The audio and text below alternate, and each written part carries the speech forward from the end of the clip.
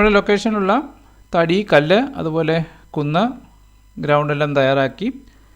ഇനി നമുക്ക് അവിടെ ഒരു മുളങ്കാട് ആണ് തയ്യാറാക്കേണ്ടത്. അതിനായിട്ട് മുള തയ്യാറാക്കുക. അതിലൂടെ എക്സ്ട്രൂഡ് എന്ന സങ്കേതം കുട്ടികളെ പരിചയപ്പെടുത്തുകയാണ് ഈ പ്രവർത്തനത്തിലൂടെ പ്രധാനമായിട്ടും ലക്ഷ്യമിടുന്നത്. അപ്പോൾ മൊഡ്യൂളിൽ പറഞ്ഞ പ്രകാരമുള്ള പ്രവർത്തനങ്ങൾ നമ്മൾ ചെയ്യുന്നു. കുട്ടികളോട് ഇതുവരെ ചെയ്ത കാര്യങ്ങൾ ഓർമ്മിപ്പിക്കുകയും അതിന് ഇനി എന്താണ് തയ്യാറാക്കേണ്ടത് എന്നുള്ളത് അവരെ കൊണ്ട് പറയിപ്പിക്കുകയൊക്കെ ചെയ്യേണ്ടതാണ്. ഓക്കെ, അപ്പോൾ ഇനി മുളയാണ് തയ്യാറാക്കേണ്ടത്. മുള തയ്യാറാക്കാനായിട്ട് നമുക്കിവിടെ നിന്നും ഈ നേരത്തെ തയ്യാറാക്കിയ ഗ്രൗണ്ട്, തടികഷ്ണം, സ്റ്റോണൊക്കെ നമുക്കൊന്ന് ഒഴിവാക്കാം. അതിനുശേഷം സൂം ഇൻ ചെയ്യാം. മൗസ് സ്ക്രോൾ വീൽ മുന്നോട്ട് നീക്കി ഇപ്പോൾ ഈ കാണുന്ന രീതി ക്യാമറയുടെ ആ കാണുന്ന രീതിയിൽ നിർത്താം. അതിനുശേഷം മുള തയ്യാറാക്കാനായിട്ട് നമുക്ക് ഏത് മെഷാണ് ഉപയോഗിക്കാൻ സാധിക്കുന്നതെന്ന് കുട്ടികളോട് ചോദിക്കാം. അപ്പോൾ സ്വാഭാവികമായിട്ടും കുട്ടികൾ സിലിണ്ടർ എന്നുള്ള മെഷാണ് നല്ലതെന്ന് പറയുന്നു. അപ്പോൾ നമുക്ക് ഇവിടെ നിന്നും ആ മുളയുടെ ഛേദം നമുക്കൊന്ന് കാണിക്കാം. അപ്പോൾ ഇതിൽ നിന്ന് മനസ്സിലാക്കാൻ സാധിക്കും അതൊരു സർക്കിൾ എന്നുള്ള രീതിയിൽ നിന്ന് നമുക്കതിനെ ഒരു സിലിണ്ടർ തയ്യാറാക്കാൻ സാധിക്കും എന്നുള്ള രീതിയിൽ അതിനെ ആ ചർച്ചയെ നയിക്കാവുന്നതാണ്. അതുകൊണ്ട് തന്നെ നമുക്ക് സർക്കിൾ എന്നുള്ള മെഷാണ് ഇവിടെ ആഡ് ചെയ്യുന്നത് എന്നുള്ളത് പറയാം. അപ്പോൾ ആഡ് മെഷ് സർക്കിൾ എന്നുള്ള രീതിയിൽ സർക്കിൾ ആഡ് ചെയ്യാം. അപ്പോൾ ഈ സർക്കിളിന് ഇത്രയും റേഡിയസ് വേണ്ട. നമുക്കൊരു മുളയ്ക്ക് വലിയ വലിപ്പമില്ലാത്തതുകൊണ്ട് തന്നെ അതിൻ്റെ റേഡിയസ് കുറച്ച് ആ സർക്കിളിന് കുറച്ച് മതിയാവും. അതുകൊണ്ട് തന്നെ 0.2 വേണമെന്ന് പറയാം. എൻ്റർ കീ പ്രസ് ചെയ്യാം. സെലക്ഷൻ ടൂളിലേക്ക് പോകാം. ഇനി ഒന്നുകൂടെ സൂം ചെയ്യാം. ഓക്കെ, ഇനി നമുക്ക് ഇതിലെന്തെങ്കിലും മാറ്റം വരുത്തണമെങ്കിൽ വീണ്ടും എഡിറ്റ് മോഡിലേക്ക് പോകാം. ടാബ് കീ പ്രസ് ചെയ്തിട്ട്. അപ്പോൾ ഈ രീതിയിൽ വെർട്ടിസസ് കാണുന്നില്ല എന്നുണ്ടെങ്കിൽ നമ്മൾ ആ സെലക്ഷൻ ഫേസ് ആണെന്ന് മനസ്സിലാക്കുക. ഇതിന് മുമ്പത്തെ ആക്ടിവിറ്റിയിൽ നമ്മൾ ഫേസ് സെലക്ഷൻ ഉപയോഗിച്ചുകൊണ്ട് തന്നെ സെലക്ഷൻ ഫേസിലായിരിക്കും നിൽക്കുന്നത്. അതുപോലെ തന്നെ ഇവിടെ പ്രൊപ്പോർഷൻ എഡിറ്റിംഗ് ഓൺ എന്നുള്ളത് ഓഫാക്കാം. അതിനുശേഷം സർക്കിൾ വെർട്ടിസസ് സെലക്ഷൻ തന്നെ എടുക്കാം. ഇതിൻ്റെ സെലക്ഷന് ഇപ്പം ഒന്നിലും സെലക്ഷൻ ഇല്ല. അപ്പം മൊത്തത്തിൽ സെലക്ട് ചെയ്യാൻ വേണ്ടി എ പ്രസ് ചെയ്യാം. അപ്പോൾ ഇനി ഇത് മുകളിലേക്ക് ഉയർത്തുകയാണ് വേണ്ടത് സിലിണ്ടർ തയ്യാറാക്കാനായിട്ട്. അപ്പോൾ ഇത് ഈ മൂവ് ടൂൾ ഉപയോഗിച്ചിട്ട് നമുക്ക് മുകളിലേക്ക് ഉയർത്തിക്കഴിഞ്ഞാൽ അത്രയും ബിന്ദുക്കൾ ഒരുമിച്ച് അല്ല വെർട്ടിസസ് ഒരുമിച്ചാണ് മുന്നോട്ട് പോകുന്നത്, മുകളിലേക്ക് പോകുന്നത്. അതല്ലാതെ നമുക്ക് ഈ ബിന്ദുക്കളെ അവിടെ തന്നെ നിർത്തിക്കൊണ്ട് മുകളിലേക്ക് ഉയർത്തണം. ആ ഒരു ഭാഗം ഫില്ല് ചെയ്യുകയും വേണം. അപ്പോൾ അങ്ങനെ ഉപയോഗിക്കാൻ പറ്റുന്ന ഒരു സങ്കേതം എക്സ്ട്രൂഡ് എന്നാണ് ബ്ലെൻഡറിൽ. ആ എക്സ്ട്രൂഡ് ഉപയോഗിച്ച് നമുക്കിതിനെ ഒരു സിലിണ്ടർ ആകൃതിയിലേക്ക് കൺവേർട്ട് ചെയ്യാനായിട്ട് സാധിക്കും. അപ്പോൾ ഈ സെലക്ഷൻ ടൂളിലേക്ക് വീണ്ടും തിരിച്ചു പോകാം. ഈ എന്നുള്ള എക്സ്ട്രൂഡിൻ്റെ ഷോർട്ട് കട്ട് കീയാണ്. അതിനുശേഷം മുകളിലേക്ക് വലിച്ചു കഴിഞ്ഞാൽ അത് എക്സ്ട്രൂഡ് ചെയ്ത് വരുന്നതായിട്ട് കാണാം. എസ്കേപ്പ് കീ പ്രസ് ചെയ്തു. ഇനി ഇസഡ് ആക്സിസാണ് പൊങ്ങേണ്ടതെങ്കിൽ ഈ ഇസഡ് എന്നുള്ള രീതിയിൽ നമുക്ക് എക്സ്ട്രൂഡ് ചെയ്യാനായിട്ട് സാധിക്കും. അപ്പോൾ ഇത് ഒരു കോമൺ ആയിട്ട് പോകത്തക്ക രീതിയിൽ എല്ലാവർക്കും ഒരേപോലെ കിട്ടത്തക്ക രീതിയിൽ നമുക്കൊരു വാല്യൂ ആഡ് ചെയ്തിട്ട് നമുക്ക് മുന്നോട്ട് പോകാം. അപ്പോൾ ആദ്യത്തെ ഒരു പോർഷന് നമുക്ക് ഇപ്പോൾ ഈ ഒരു പോർഷൻ നമുക്ക് 1.5 കൊടുക്കാം. അത് കഴിഞ്ഞിട്ട് കുറച്ച് കഴിയുമ്പം ഇവിടെ നിന്നും 1.3 കൊടുക്കാം. അത് കഴിഞ്ഞ് 1.1 കൊടുക്കാം. അതിനുശേഷം ഏറ്റവും മുകളിലത്തെ ഭാഗം നമുക്ക് സെറ്റ് ചെയ്യുന്ന രീതിയിൽ പോവാം. അപ്പോൾ അതുകൊണ്ട് തന്നെ നമുക്ക് ഇവിടെ നിന്നും ഇതിനെ ഫ്രണ്ട് വ്യൂയിലേക്ക് പോകാം. വ്യൂ പോയിൻ്റ് ഫ്രണ്ട് എന്ന നിലയ്ക്ക് ഫ്രണ്ടിലേക്ക് പോകുന്നു. അതിനുശേഷം നമുക്കിതിനെ എക്സ്ട്രൂഡ് ചെയ്യാം. അതിനകത്ത് ഇസഡ് 1.5 എന്നുള്ള രീതിയിൽ വാല്യൂ കൊടുത്തിട്ട് എക്സ്ട്രൂഡ് ചെയ്യാം. ഇസഡ് 1.5. അപ്പോൾ ഇവിടെ ഇതിനകത്ത് പറയുന്നുണ്ട് ഇസഡ് 1.5 എന്നുള്ള രീതിയിൽ മുകളിലേക്ക് പോകാം. അപ്പോൾ ഇവിടെ മൊഡ്യൂളിനകത്ത് വളരെ വിശദമായിട്ട് തന്നെ അത് പറയുന്നുണ്ട്. അത് കൃത്യമായിട്ട് വായിച്ചു നോക്കാം.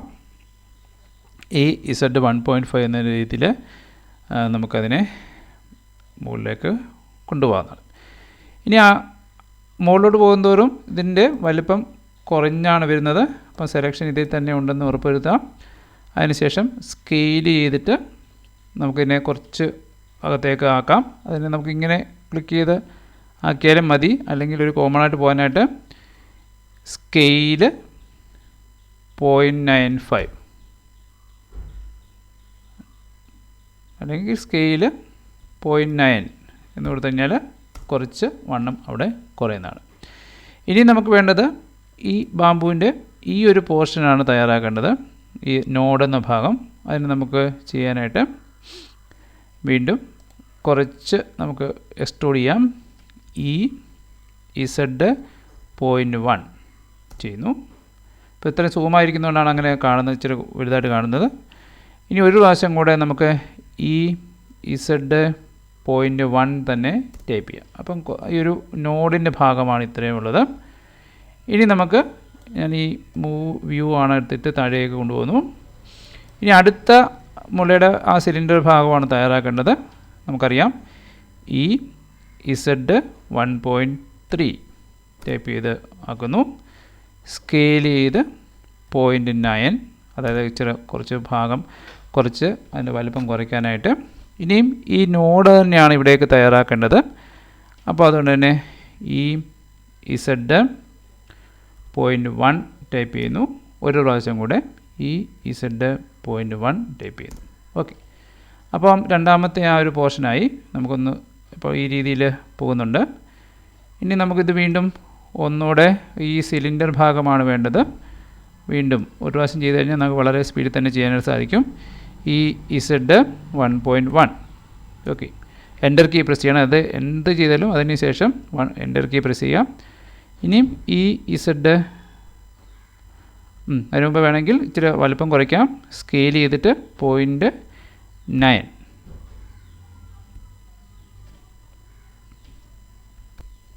ഇനിയും വീണ്ടും ഈ നോഡിൻ്റെ ഭാഗമാണ് Z.1 എൻ്റർ, Z.1 എൻ്റർ. ഇനി ലാസ്റ്റ് പോർഷനാണ്, ആ ടിപ്പാണ് നമ്മൾ തയ്യാറാക്കുന്നത്. അതിന് നമുക്ക് വീണ്ടും ലാസ്റ്റത്തെ കുറച്ച് നീളം നമുക്ക് കൊടുക്കാം. Z.1.5 തന്നെ നമ്മൾ കൊടുക്കുന്നു. എൻ്റർ കീ പ്രസ് ചെയ്യുന്നു. അതിനുശേഷം ഇതിൻ്റെ സ്കെയിൽ ചെയ്ത് ഒരു കൂർത്ത ഭാഗമായിട്ട് മാറ്റുന്നു. അതിനുവേണ്ടി സ്കെയിൽ 0.2 പ്രസ് ചെയ്താൽ നമുക്ക് ആ രീതിയിൽ അതിനെ ഒരു ടിപ്പ് കൂർത്ത രീതിയിൽ ആക്കാനായിട്ട് സാധിക്കുന്നത്. അപ്പോൾ ഈ രീതിയിൽ നമുക്ക് ഇതിനെ ഒരു മുളയെ നമുക്ക് തയ്യാറാക്കാനായിട്ട് സാധിക്കും. ഈ മുളയുടെ ഈ നോഡിൻ്റെ ഭാഗം കുറച്ച് പുറത്തേക്ക് വലിഞ്ഞു നിൽക്കണം. അപ്പോൾ മുളയ്ക്ക് ഇങ്ങനെ വളവൊക്കെ കൊടുക്കാം. നമ്മളിപ്പോൾ തൽക്കാലം ഈ രീതിയിലൊരു സ്ട്രെയിറ്റ് ആയിട്ട് തന്നെയാണ് നമ്മൾ ഉദ്ദേശിക്കുന്നത്. ഇവിടെയൊക്കെ സെലക്ട് ചെയ്തതിന് ശേഷം കുറച്ച് പ്രൊപ്പറേഷൻ എഡിറ്റിംഗ് ഓൺ ആക്കിയിട്ട് ഇതിൻ്റെ വളവൊക്കെ കൊടുക്കാവുന്നതാണ്. ഇപ്പം തൽക്കാലം നമുക്ക് ഈ രീതിയിൽ പോവാം.